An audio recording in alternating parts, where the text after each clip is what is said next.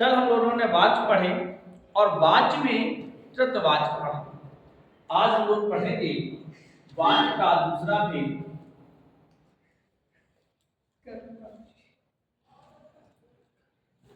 कर्तवाच्य। एक हम लोगों ने पढ़ा कर्तवाच्य, जहां क्रिया कर्ता के अनुसार होती है उसे कर्तवाच्य कहते हैं। आज हम लोग पढ़ेंगे कर्मवाच्य। कर्मवाच्य क्या है? सबसे पहले कर्मवाच्य को समझने से कि पहले हम लोग कर्म को समझते हैं। किसको समझेंगे? कर्म। चलो, कर्म क्या है? गीता में लिखा है, कर्म किए जा फल की इच्छा मत कर तू इंसान, जो न जैसा कर्म करेगा फल देगा भगवान। यानी ये कर्म अलग है। वो कर्म का मतलब होता है अपना पुरुषार्थ। यानी ये कर्म, जैसे वाक्य में क्या होता है, राम पुस्तक पढ़ता है। राम पुस्तक पढ़ता है। अब यहां देख लीजिए, क्रिया में यदि हम क्या शब्द लगाएंगे, क्रिया में एक शब्द लगाएंगे हम, क्या क्या पढ़ता है। राम क्या पढ़ता है, जो हमें उत्तर मिलेगा क्या पढ़ता है, पुस्तक पढ़ता है। तो पुस्तक हमारा कर्म, पुस्तक हमारा क्या होगा, कर्म। अब हम कर्मवाच्य को पढ़ते हैं कि कर्मवाच्य क्या है। कर्मवाच्य जिस वाक्य में, जिस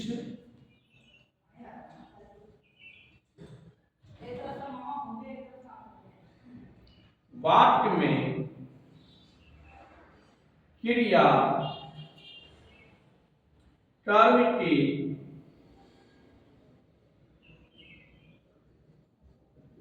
लिंग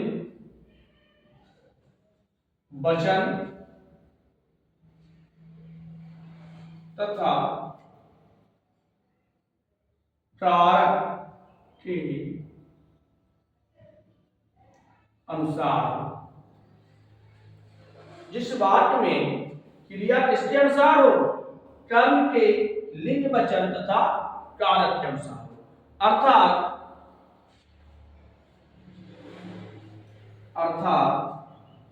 कर्मवाच्य में, कर्मवाच्य में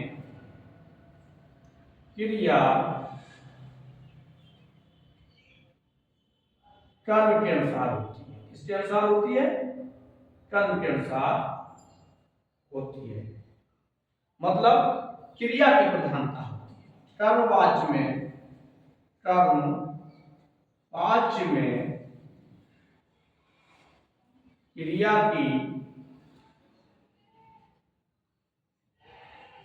प्रधानता होती है। तो यह थी कर्मवाच्य की परिभाषा कि कर्मवाच्य क्या है, जिस वाक्य में क्रिया कर्म की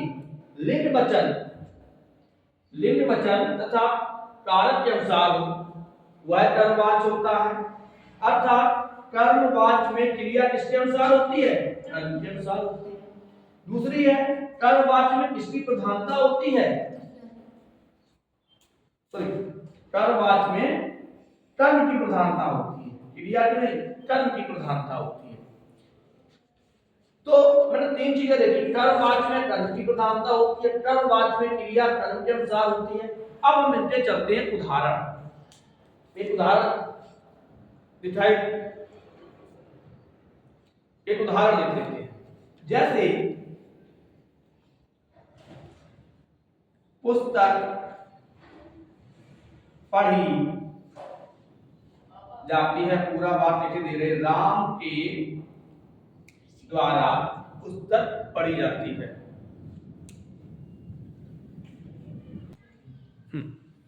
तो राम के द्वारा पुस्तक पढ़ी जाती है। देखिए, राम के द्वारा, राम पुल्लिंग है लेकिन क्रिया किसके अनुसार है, कर्म के अनुसार है। तो जिस वाक्य में क्रिया कर्म के अनुसार होती है उसे हम कर्मवाच्य कहते हैं। चलिए आगे बढ़ते हैं, थोड़ा सा और आगे सुनते हैं। अब हम लोग चर्चा करेंगे कि कर्मवाच्य कहां कहां हो सकता है। कर्मवाच्य सबसे पहली कंडीशन कर्मवाच्य की होती है, नंबर 1, जब कर्ता अज्ञात, यानी कि ऐसे बात जिनके विषय में हमें कर्ता के विषय में कोई जानकारी ना हो, जैसे पत्र लिखा जाता है, पत्र लिखा जाता है। अब बताओ पत्र किसके द्वारा लिखा जा रहा है? कर्ता अज्ञात है, तो जहां कर्ता अज्ञात होता है वो सभी वाक्य कर्मवाच्य में आते हैं। वो सभी वाक्य कैसे आएंगे? कर्मवाच्य में आएंगे, जहां कर्ता अज्ञात। जैसे अब पत्र लिखा जाता है तो अपने आप तो नहीं लिखा जा रहा होगा, हमें किसी न किसी के द्वारा लिखा जा रहा होगा। तो जिस वाक्य में जैसे किताब पढ़ी जाती है, किताब पढ़ी जाती है, अब बताइए किताब पढ़ी जाती है तो किसी, क्योंकि किताब स्त्रीलिंग है, क्रिया स्त्रीलिंग की है, पत्र शब्द पुल्लिंग है, क्रिया पुल्लिंग की है, लेकिन है क्या? अगर हम इस बात को लिखें कि जो पत्र है वो किसी व्यक्ति विशेष के द्वारा पढ़ा जाता है, जो पत्र है वो किसी व्यक्ति विशेष के द्वारा लिखा जा रहा होगा या पढ़ा जा रहा होगा। जैसे पूरा वाक्य लिखते हैं, राम भोजन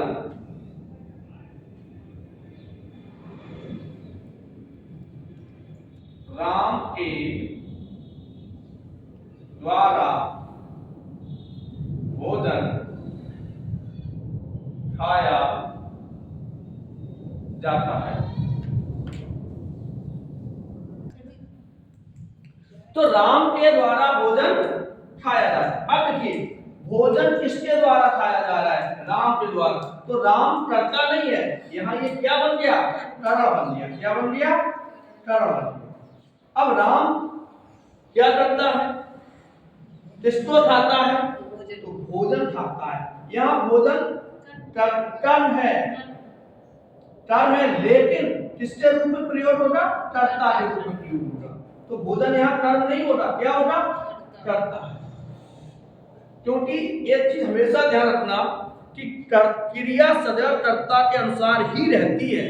हमें यहाँ पे कर्म को क्या बनाया? कर्ता बनाया। राम क्या खाता है? भोजन। राम किसको खाता है? भोजन। तो राम के द्वारा, अब एक बात बनती है कि कर्मवाच्य में जानना, ये एक प्रश्न बनता है, कर्मवाच्य में, कर्मवाच्य के कर्ता में, सॉरी कर्मवाच्य के कर्ता में कौन सा कारक होता है? तो कर्मवाच्य के कर्ता में कर्म कारक होगा और कर्मवाच्य के कर्म में कर्ता कारक होगा। ये चीज ध्यान रखना। तो जहां हमें कर्ता के उल्लेख करने की आवश्यकता ना हो, जहां हमें ये पता चले कि कर्ता अज्ञात है, ऐसे वाक्यों को हम कर्मवाच्य कहते हैं। आगे लिख लेते हैं, अपना प्रभाव जमाने के लिए, अपना प्रभाव, अधिकार दिखाने में, अपना प्रभाव या अधिकार दिखाने में भी कर्मवाच्य का प्रयोग होता है। जैसे उसे पेश किया जाए, उसे पकड़कर लाया जाए, उसे पकड़कर लाया जाए, उसे पेश किया जाए, नहीं हो अदालत में, या उसे हाजिर किया जाए। तो ऐसे वाक्यों में भी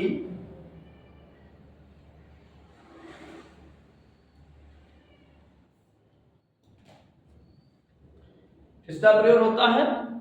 कर्मवाचक का। एक चीज और देखो, हम लोग कभी कहते हैं या कल क्या है, कल देखा जाएगा,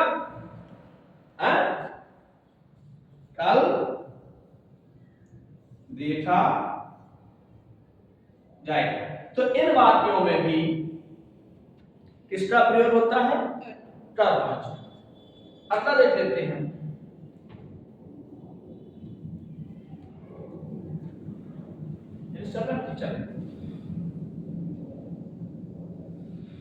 सरकारी कार्यों या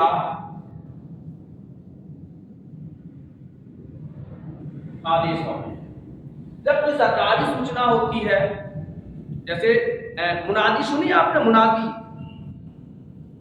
अच्छा, जैसे जब कोई माइक से बोलता है, सभी को सूचित किया जाता है, सभी को सूचित किया जाता है, तो जो ये शब्द है, ये बात कैसा होगा? कर्मवाचक। तो सरकारी आदेशों में भी जैसे सभी को सूचित, अब बता रही कौन सी सूचना है?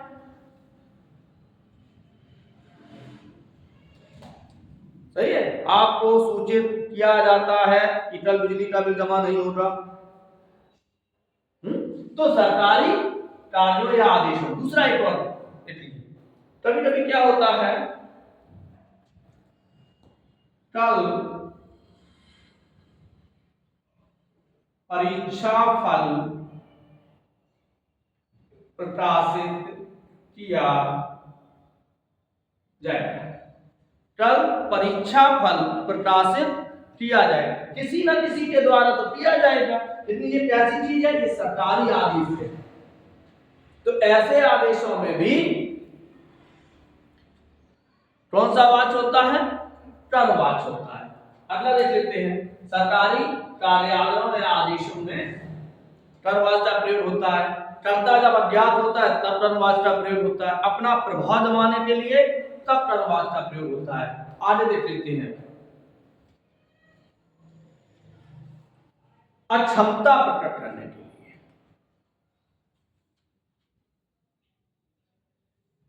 अक्षमता प्रकट करना। अक्षमता क्या होता है? जैसे कोई पिट रहा हुआ है और आप किसी को जब, भैया हमसे नहीं देखो, मुझसे नहीं देखा जाएगा, मुझसे नहीं सुना जाएगा, यह क्षमता है। तो अक्षमता प्रकट करने में भी किस वाच का प्रयोग होता है? कर्मवाच का होता है। समझ में आया? आज देख लेते हैं,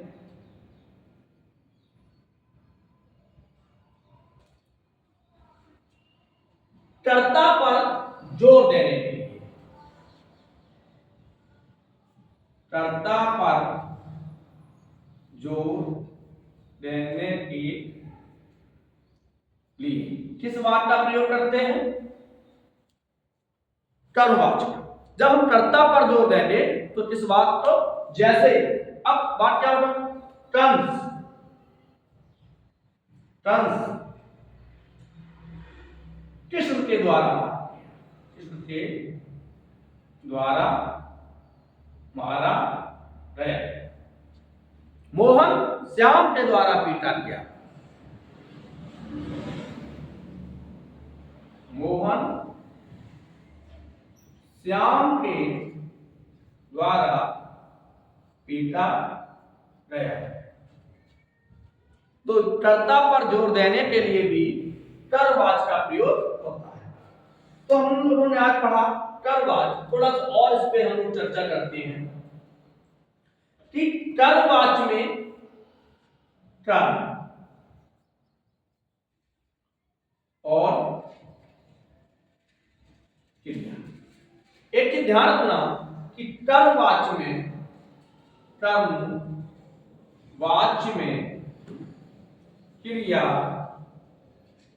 सदैव सकर्मक होती है। कर्मवाच्य क्रिया कैसी होती है? सकर्मक होती है, कि जब तक क्रिया सकर्मक नहीं होगी तब तक आपका कर्मवाच्य नहीं होगा। जब तक क्रिया सकर्मक नहीं होगी तब तक कर्मवाच्य नहीं होता है। समझ में आया भैया? थोड़ा सा और आगे बढ़ते हैं। जैसे निम्न में कौन सा वाच्य है? राम के द्वारा पत्र लिखा गया। कौन सा वाच्य है? कर्मवाच्य है। पत्र किसके द्वारा लिखा जा रहा है? राम के द्वारा। क्लियर है? कर्मवाच्य में क्रिया कैसी होती है? सकर्मक। और कर्तवाच्य में क्रिया सकर्मक और अकर्मक दोनों होती है। अगला चलते हैं भाववाच्य।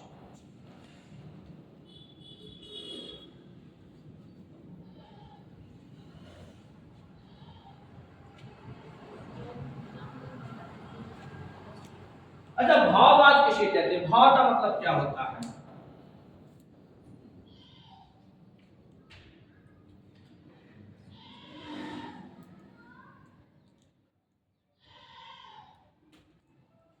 भाव तो सुन लेते हैं। भाववाच्य क्या है? जिन वाक्यों में, परिभाषा लिखिए, जिन वाक्यों में क्रिया कर्ता एवं कर्म को छोड़कर भाव मतलब क्रिया भाव के अनुसार होती है, के अनुसार हो। जिन वाक्यों में क्रिया कैसी हो? कर्ता कर्म को छोड़कर भाव की, अर्थात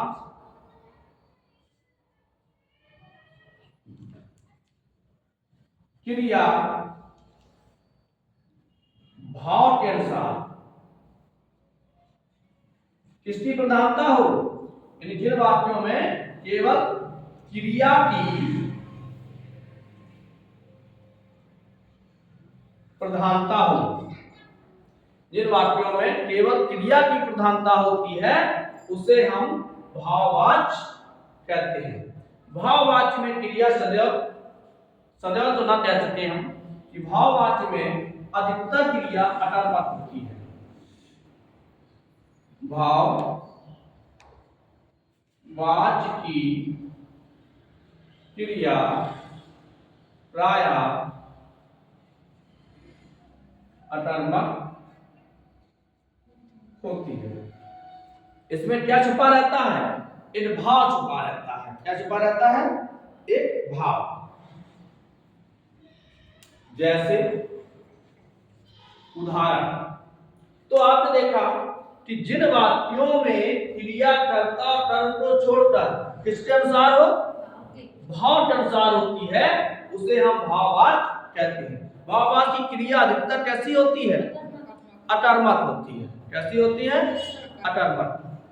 चलिए आगे बढ़ते हैं। भाववाच्य कुछ उदाहरण देखते हैं। हम अभी आपसे ये कहें, आप 3-4 घंटे से बैठे हो और कोई आदमी बकवास कर रहा कर सकता, फिर आप कहोगे यार हमसे नहीं सुना जा रहा, अब नहीं खाया जा रहा, मुझसे नहीं बैठा जाएगा। तो देखिए उदाहरण भाववाच्य के,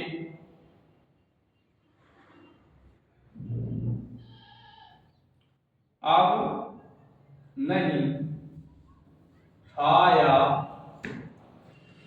जा रहा है। अब नहीं खाया जा रहा है, मुझसे नहीं पढ़ा जाएगा,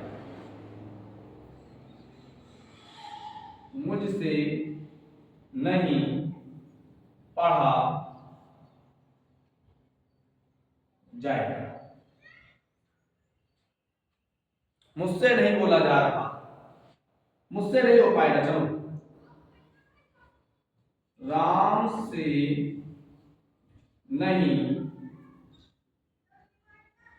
हो, राम से नहीं हो पाएगा, कोई कार्य है तो राम से नहीं हो पाएगा। ये कैसा है? भाववाच्य है। तो जहां क्रिया भाव के अनुसार होती है उसे हम भाववाच्य कहते हैं। तो आज हम लोगों ने क्या पढ़ा? कर्मवाच्य और भाववाच्य। कर्मवाच्य में क्रिया कैसी होती है? कर्तवाच्य में क्रिया कैसी होती है? सकारात्मक और नकारात्मक दोनों। और भाववाच्य क्रिया कैसी होती है? मुझसे नहीं बैठा जाएगा, मुझसे नहीं बैठा जाएगा, मुझसे नहीं बोला जाएगा, मुझसे नहीं पढ़ा जाएगा, अब नहीं खाओ जाएगा, बात है मुझसे नहीं चला जाएगा। तो ये क्रिया कैसी होती है? प्राय आक्रामक होती है। तो आज हम लोगों ने कर्तवाच्य, कर्मवाच्य और भाववाच्य पढ़े। वाच्य का टॉपिक खत्म है। अगला टॉपिक हम लोग काल से लेंगे। काल या कोई और देख लेते हैं, तब तक के लिए राधे।